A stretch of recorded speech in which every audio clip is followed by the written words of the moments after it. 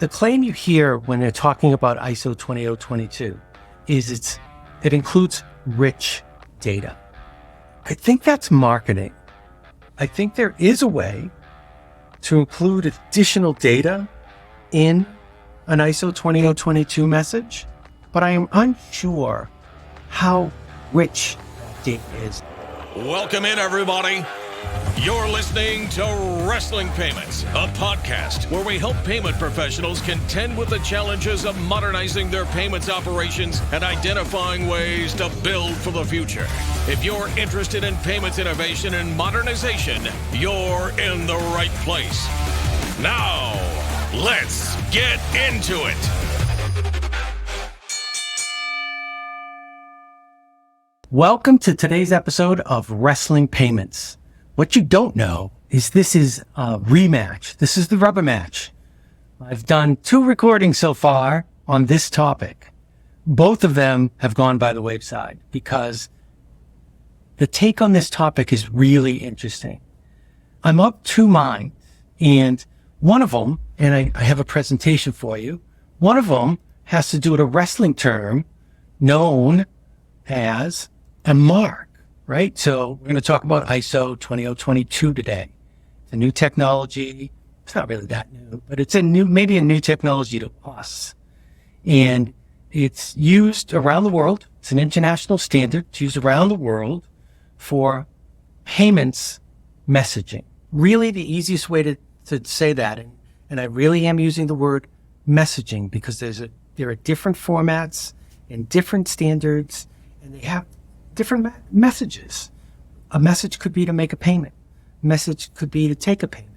A message could be to send a message.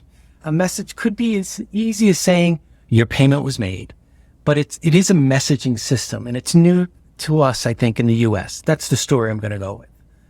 And I want to combine it with the word mark, right? So you may or may not know the term mark. And a mark is in wrestling, right? Professional wrestling, or at a carnival, right? This came out of a carnival back in the day because they would literally put a chalk mark on the customer's back to say, he's the mark, he's our target.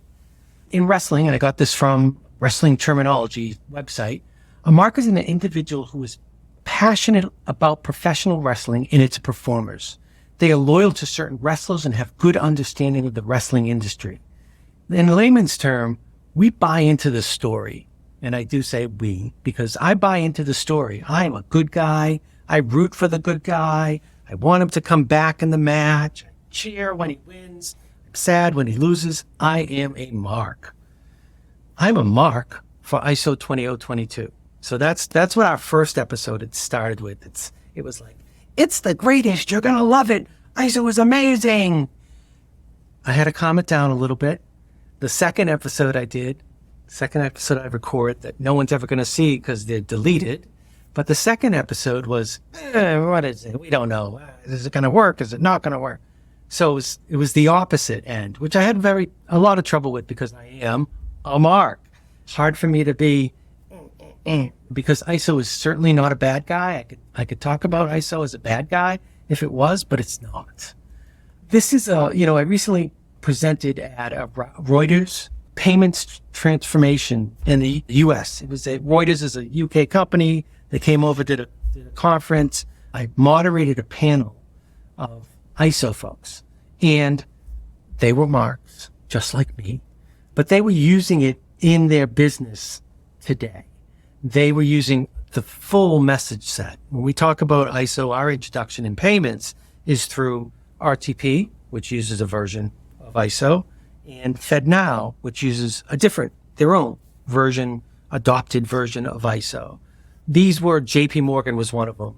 TD Bank was another one. These were active users of the fuller message set that sends, cash management communications, and it could send a message that said, I want to pay these payrolls. I want to pay them with checks, and I want you to run the checks. That system could do that. It could be like a payment hub that says, what's the payment method? And you could send your message out, and it would say, send out the checks, send out credit card payments, all that sort of thing. But this website I found helpful, talks about a little bit of ISOs. It's a standard. The negative part here is this history, right? So back 20 years ago, there was a system called EDI. EDI ran over vans. It was standardized invoicing information, among other things. A lot of messages in EDI as well. Tax payment information, shipping stuff that had nothing to do with payments. But EDI, back in the day, I was a mark for EDI. And EDI in the ACH, we were going to carry that information in addenda records, and it would allow for one company to originate a payment to another company through their ODFI.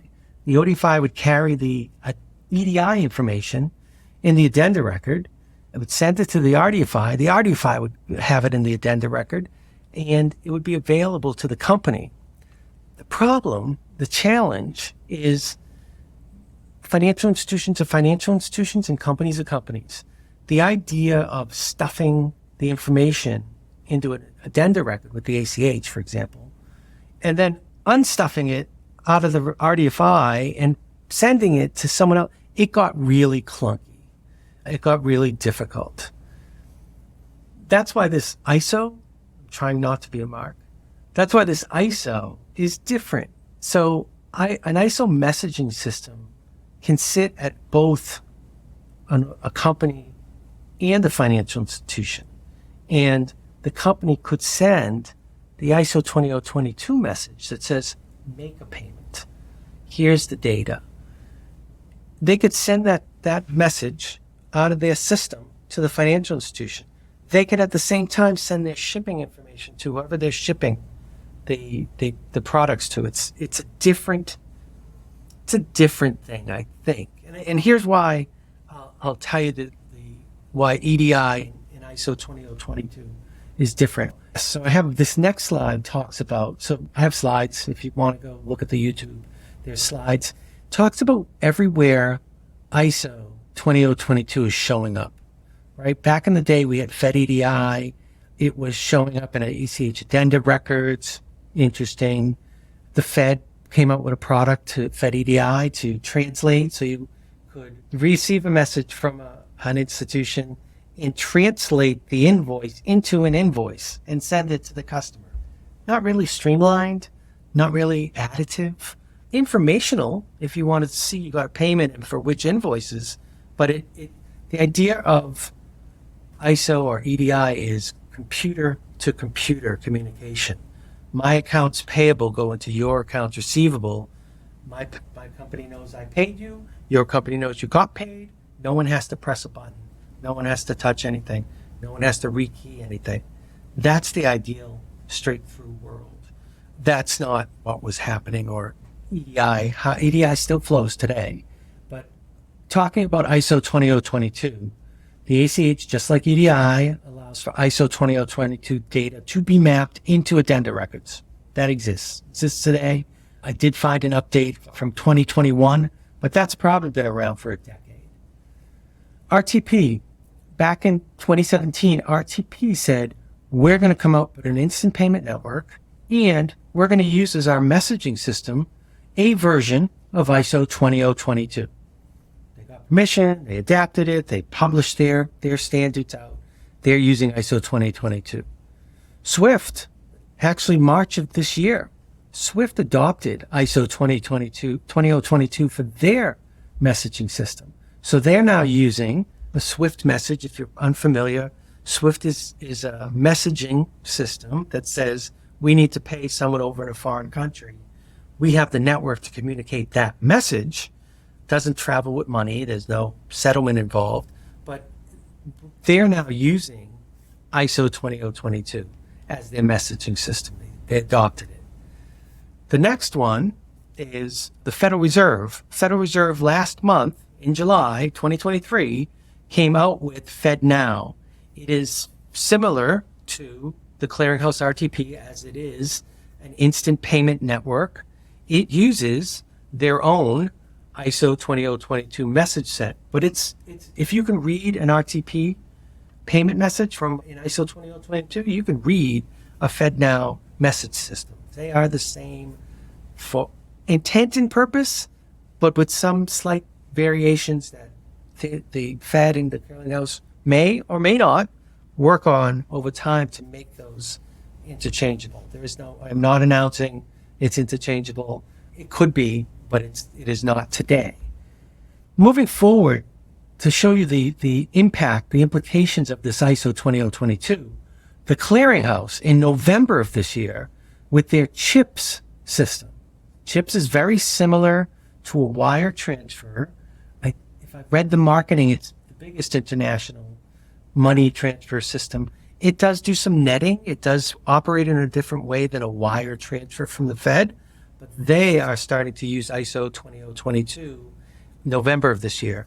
And finally, the final announcement here, probably not the end of where ISO is being used, is that the Fed wire system in March of 2025 is going to switch their system over to ISO 20022.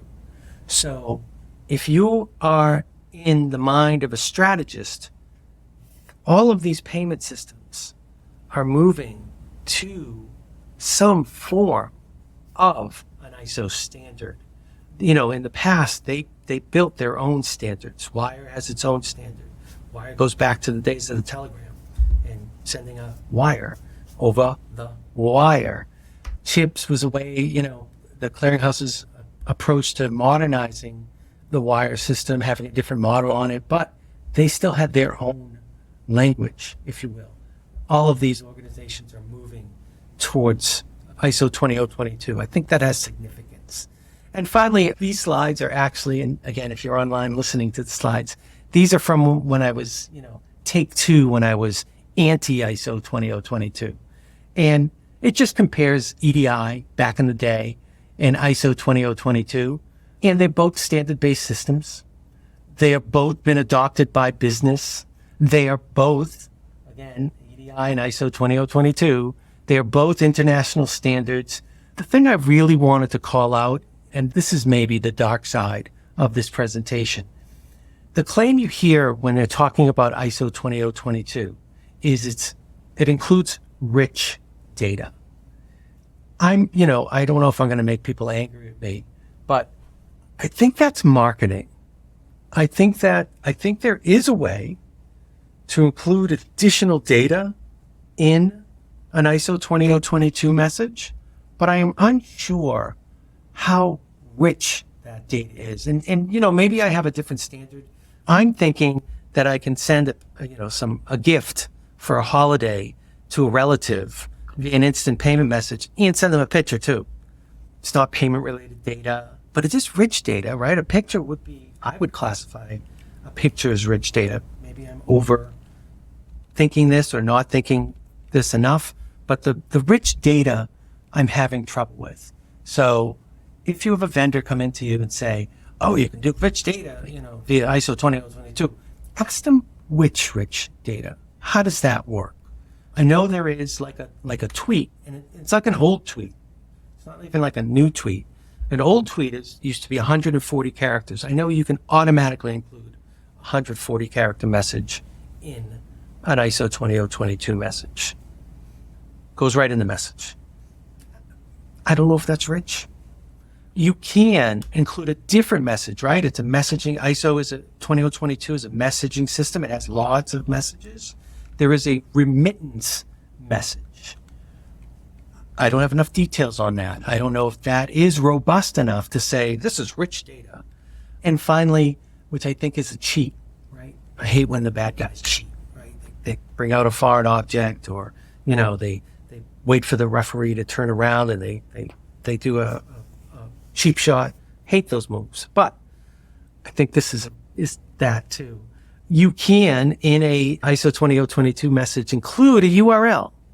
But, the last time I looked at URLs in payment messages, what's the security on that? What's going to happen when I click on it? Are you going to give that to your customer? They're going to click on it and all of a sudden they have a virus? Is there a vetting process? So for me, there's not enough information on that URL business either. So I'm going to classify rich data right now as marketing speak for ISO 20022 can do more.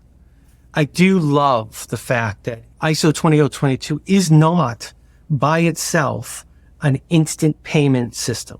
It is a payment system.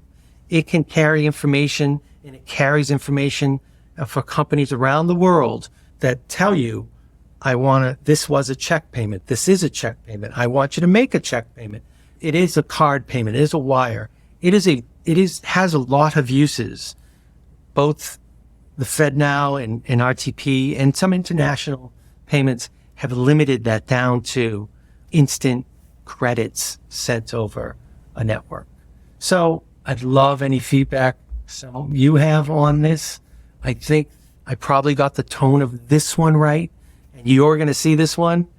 The other two have been destroyed because one was too hot and one was too cold. And I think this one is just right. If you want to hear more about topics like this, or you want to debate me and tell me how I'm wrong, love to have you on the show. Please subscribe. Please leave a comment. Please tell your friends. I want to cover topics that are of interest to you. So let me know what you want to hear about or talk about. Thank you. On behalf of NEACH, your trusted resource in payments, and our guests, I'd like to thank everyone for tuning into the podcast. If you've enjoyed this episode and want to hear more about payments innovation and modernization, you can find the Wrestling Payments Podcast on the podcast page of NEACH.org or wherever you subscribe to podcasts. Just search for Wrestling Payments in your podcast app. Thanks for listening.